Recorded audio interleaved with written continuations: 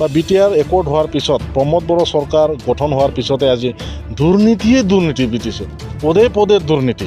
আৰু ৰাইজে বুজি পাইছে তেখেতসকলৰ চৰকাৰটো হ'ল পৰিৱৰ্তনৰ চৰকাৰ নহয়, এইটো মিছলীয়াৰ চৰকাৰ। প্ৰমোদ বড়ো ডাঙৰীয়া কেৱল মাননীয় হাগ্ৰামা মহিলাৰী দেৱে কৰি যোৱা কামসকলকে তেখেতে ৰং চূণ সানিহে চক মুকাইছে। নিশ্চিতভাৱে আপুনি কোৱাৰ দৰে এতিয়া BPF গাঁৱে গাঁৱে এই কনচেপ্টটো আমি লৈছোঁ, বিশেষকৈ গোৰ্খা চেল BPF আমাৰ কেন্দ্ৰীয় সমিতি। আৰু সেইকাৰণে আমি যেনেকৈ আমাৰ বিভিন্ন চেল আছে BPF দলৰ, আমি প্ৰত্যেকটা জিলাতে আমি গাঁৱে গাঁৱে এক্সিকিউটিভ মিটিং আমি মাতিছোঁ।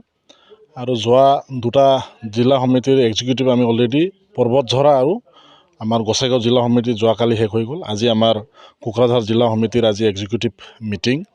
আৰু আজি আঠিয়াবাৰী 2 নং আঠিয়াবাৰীত আমি আজি উপস্থিত হৈছোঁহি। আৰু মুখ্য অতিথিৰূপে আমাৰ দেৰহাছাত বসুমতাৰী ছাৰ তেখেত আজি উপস্থিত হৈছে, বিৰোধী দলপতি।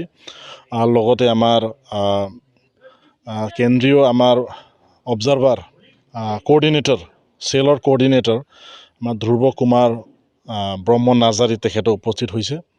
আৰু আমাৰ কেন্দ্ৰীয় নেতৃত্বসকল এইখন সভাত উপস্থিত হৈছে। আৰু বিস্তৃত ৰূপত আমাৰ BTC অঞ্চলত বা বিশেষকৈ আমাৰ বড়োলেণ্ড অঞ্চলত থকা গোৰ্খাসকলৰ সমস্যাৰ বিষয়ে আমি ইয়াত কেনেকৈ সমাধান কৰিব পাৰি, গোৰ্খা চেল BPFে মাননীয় শ্ৰীযুত হাগ্ৰামা মহিলাৰী BPF দলৰ সভাপতিৰ নিৰ্দেশ অনুযায়ী আমি আজি ইয়াত উপস্থিত হ'ব পাৰিছোঁ। আৰু নিশ্চিতভাৱে এই কোকৰাঝাৰ জিলাত বসবাস কৰা গোৰ্খাসকলৰ সমস্যাৰ বিষয়ে আমি বিস্তৃত ৰূপত আলোচনা কৰিছোঁ।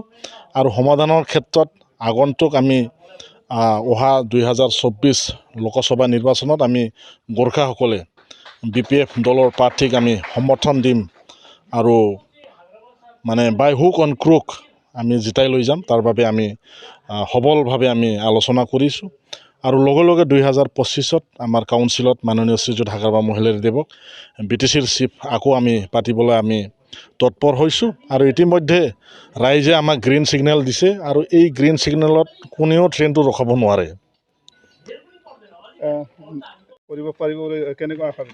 চাওক, কেৱল আমিয়ে নহয়, এতিয়া ৰাইজে কৈ আছে, যাৰ কাৰণে আজি UPPLৰ জ্যেষ্ঠ নেতাসকল আজি প্ৰায় 20জনমান ইয়াত আহিছে। গাঁৱৰ হেডমেনৰ পৰা আৰম্ভ কৰি গাঁওবুঢ়া আৰু গাঁৱৰ জ্যেষ্ঠসকল আজি ইয়াত আহিছে। আৰু তেখেতসকলৰ নেতৃত্বত আমাৰ যেতিয়া কমিউনিটি ৱাইজ যিটো নেকি বাৰ্তালাপ, ইণ্টেলেকচুৱেল মিট, গাৰ্জেন মিট মাননীয় শ্ৰীযুত হাগ্ৰামা মহিলাৰী ছাৰে কৰিব, সেই সময়ত তেখেতসকলক আমি যোগদান কৰাম। সেই কথাটো আজি আমি আলোচনা কৰিছোঁ। আৰু নিশ্চিতভাৱে আজি গোৰ্খা চেল, ৰাজবংশী চেল, আমাৰ আদিবাসী চেল, নাথযোগী চেল, মাইনৰিটি চেল লেকে কৰি বেংগলী চেল আদিকে কৰি এই চেলে আজি বিভিন্ন জাতি জনগোষ্ঠীৰ সমস্যাবোৰ দাঙি ধৰিবৰ বাবে মাননীয় শ্ৰীযুত হাগ্ৰামা মহিলাৰী আমাক সুযোগ দিছে। তেখেতক আমি সজোৰে ধন্যবাদ যাচিছোঁ। আৰু নিশ্চিতভাৱে ৰাজনৈতিক সংগ্ৰামত এতিয়া আৰু গোটেই জাতি জনগোষ্ঠী মাননীয় শ্ৰীযুত হাগ্ৰামা মহিলাৰীৰ লগত আছে। নিশ্চিতভাৱে পৰিৱৰ্তনৰ নামত প্ৰমোদ বড়ো ডাঙৰীয়া আহিছিলে, কিন্তু তেখেতে পৰিৱৰ্তনৰ নামত বহুত কথা কৈ গ'ল। আৰু এই কথাবোৰ আজি আৰম্ভ কৰাৰ এটা পইণ্টছত তেখেতসকলে কৰিব পৰা নাই। আৰু ৰাইজে বুজি পাইছে তেখেতসকলৰ চৰকাৰটো হ'ল পৰিৱৰ্তনৰ চৰকাৰ নহয়, এইটো মিছলীয়াৰ চৰকাৰ। বাই মিষ্টেক তেখেতসকলে আজি গাদীত বহিছে। আৰু নিশ্চিতভাৱে তেখেতসকলেও এতিয়া জানে, UPPLৰ নেতাসকলেও জানে 2024 আৰু লোকসভা 2024 যে আমি জিতিব নোৱাৰোঁ।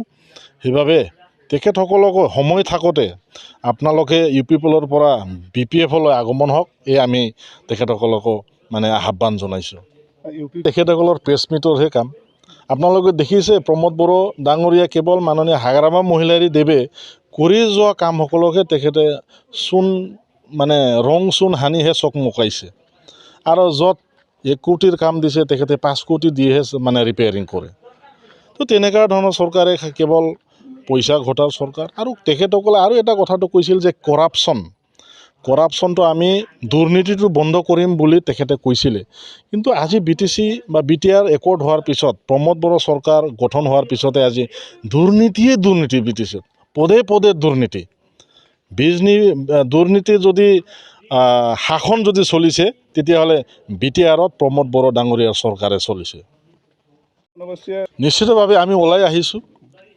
গোৰ্খা চেল BPF সক্ৰিয়ভাৱে কাম কৰি আছে আৰু গোৰ্খা চেল BPF কেৱল দলৰ কাৰণে নহয়, জাতিটোৰ কাৰণে চিন্তা কৰি ওলাই আহিছে।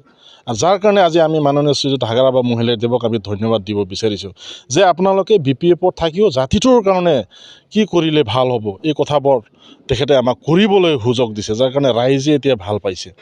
বিগত দিনত বহুত ৰাজনীতি কৰিছে, দলৰ নামত ৰাজনীতি কৰিছে, কিন্তু আজি মাননীয় শ্ৰীযুত হাগাৰাবা মহিলাদেৱে বড়োলেণ্ড অঞ্চলত থকা প্ৰত্যেকটো জাতি জনগোষ্ঠীৰ সমস্যাৰ সমাধানৰ ক্ষেত্ৰত বেছিকৈ গুৰুত্ব দিছে।